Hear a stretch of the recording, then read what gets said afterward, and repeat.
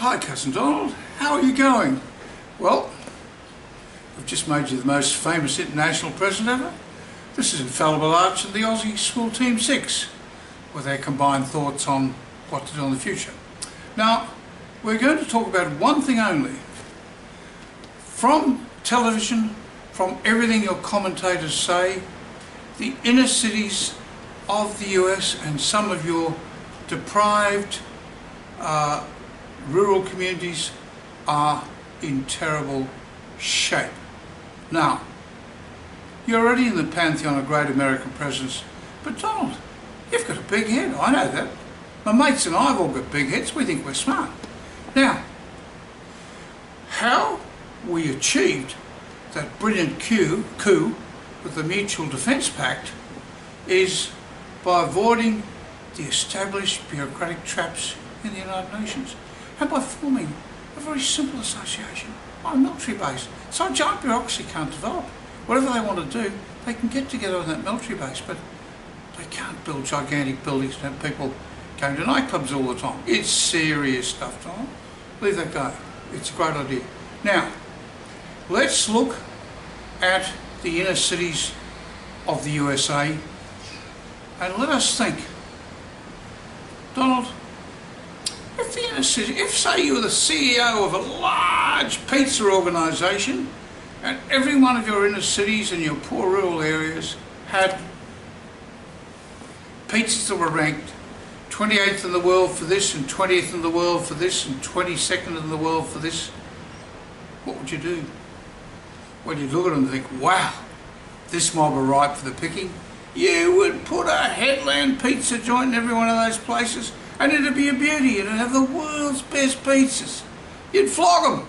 And then, as soon as that was established, you'd put another one in and another one. But you wouldn't go near. You wouldn't attempt to take over a bit of the old one because their methods are crap and they're obsolete. You don't need them.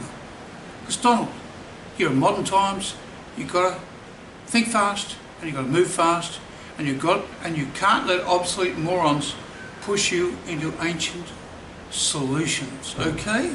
Well, would you buy a chain of video stores today? Of course you wouldn't, because they're dying like flies because of all the streaming you can do on phones, okay? So, you're up with modern times. Now, let's look at the quickest and best way to upgrade your inner cities. Now, let's look at the differences between President Bush, President Obama and you. You're all from wealthy backgrounds. You all went to top schools and universities. You all lived in safety, whether it's in gated communities or very quiet communities where there's never any trouble. Now, if you want to be the greatest domestic president of all time, you have to provide conditions in the inner cities where the average child, the normal child, the poor child has access to the best education and to live in safe surroundings and to get great health facilities, etc. Now, if you achieve this dream, of equal opportunity in the USA, you will by definition, in conjunction with what you've done internationally with defence, you will be up there with the FDRs. You'll be up there with the very, very best of US presidents. Now, this stuff isn't hard to do if you avoid the bureaucracy. Now, President Obama talked about hope and change. This isn't a political speech. You're the bloke who's given them enormous hope now. Let's talk about change. Now, don't touch the vast bureaucracy of the inner cities.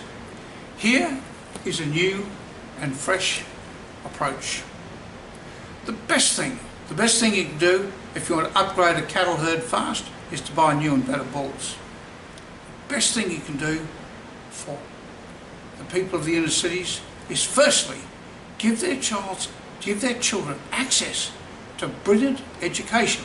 Now, the best education obtainable in the US, I suppose, I'm not a US citizen, is the best of the private schools, the best of the top public high schools in the more affluent areas, and at university levels, the Yales, the Harvards, the MITs, etc. Yeah, well, that's quite true, but the best educational institutions of the US internationally are Apple, Facebook, Google, Amazon, all those brilliant companies that are working worldwide and have billions and billions and billions of cash worldwide that they can't bring back to the US because of their present company structure. Now, you're out of the deal, Donald. You're a deal maker. We can see no reason why you can't deal with those companies to bring their money back. Maybe they can contribute to your plans for replacing America's infrastructure, which is brilliant. They can't contribute, I doubt, to your upgrading your defence force, which is brilliant, but only a short-term solution. Unless you buy, because any loopy left-wing president can run your defence force down again. But once you're locked in with the world's free nations, that's not possible, because everyone will have to spend at least 2% of their GNP on defence. That's part of what you bring in when you get your nations together. Now, when you look at it, if you could bring the money back very cheaply taxed with all these people like Amazon and Google and everything, so long as they establish a brilliant technical high school in every one of these deprived inner cities. A technical high school that puts maths, physics, etc. at the very top, because it's what the USA needs and it's what the people of the inner city deserve, that their children will have access to brilliant education. Now, this immediately lifts their hearts, lifts their spirits. Even if they live in poverty, they have a way out for their children, because education is the way out for their children. Okay, now, you don't deal with this bureaucracy yourself. You get these companies together and say, look, you can call it Apple High, Google High, whatever, we don't care. But we have to establish these there, and you will deal with the councils, you will establish them. And as a president who always tries to think of the economy, you don't need to build vast buildings where politicians have photo opportunities. That's all crap, very 20th century. What you do cleverly with those big companies is you get them big warehouses, disused factories, anything, convert them into schools, and convert them into schools with rigorous standards, and you will immediately improve your inner cities. You'll improve them a hell of a lot just by this one simple thing. And any child in those poor areas has access to that top school, plus any other child in the state or elsewhere in the USA from a poor background can attend that high school if he or she passes the rigorous exams. You could even give a voucher system to the very poorest people in the USA so their children can go to a school like that, which may need a little bit, or any private school where money's... This is the most important thing you can do for education in the USA, because you're not mixing with the rotten bureaucracy, the left-wing bureaucracy that runs schools, the teachers' union, the people who are content to keep their fat asses in jobs while the children are 28th in the world in maths, etc., etc., etc. Just leave them alone, because sooner or later those schools will have to match up, or they will slowly dwindle and die, as the United Nations will slowly dwindle and die if they don't lift their game. So this is our first proposal to you, and we think it's a brilliant proposal because internationally you can do that very fast with all the good nations to form the Defence Pact, and there's no reason why you can't do this very fast. You say you want to get things in a hurry? Donald, why don't you start with this also? with these schools. They're not only brilliant technically, you want your children to exercise every morning all over the USA, because if they exercise for 13 years of their life, they might exercise the whole life, which is brilliant for your medical costs of your whole society.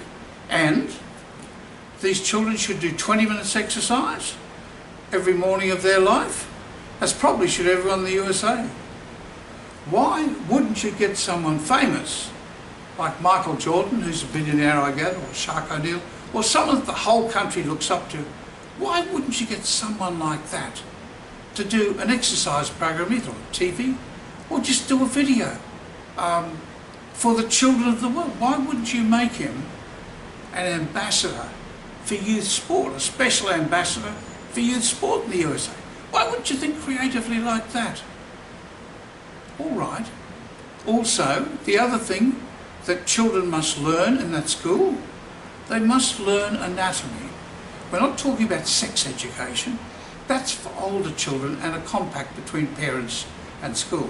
But if you think about such problems as drug addiction and alcoholism, why aren't children being taught from primary school level about what a beautiful, delicate instrument their body is, how eating a terrible diet affects their heart, how all illegal substances damage their brain, and have explained to them the complexity of the brain and how beautiful it is and how easily it can be damaged? Because, Donald, this stuff works. In Australia, something like 75% of the population smoked 50, 60 years ago. Now it's 15%. And education made the difference. Making cigarettes expensive helped, of course, but it's the little kids coming home from school saying, "Mummy, I don't want you to die." That's the reason that smoking has gone down. And so much good can be done at the primary and secondary school level so cheaply. If your children are exercising, and if they know stuff about their anatomy, they know about drugs and alcohol, this is brilliant stuff, and it's cheap stuff. And wouldn't someone like Michael Jordan just love to be involved like that? After all, what's a billionaire famous sportsman going to do for the rest of his life? It's just a thought. But that's what we'd like to see happen in your schools, and that would be a finger in the eye to Democrats. But don't look at it like that. Look at it as fairness. If you can produce fairness in your inner cities, Donald, you're well on the way to becoming one of the greatest presidents of all time. Thank you so much for listening. That is our new approach, and it's an approach that avoids the established bureaucracy. You know, the big companies deal with the established bureaucracy. They're good at that sort of thing, Donald.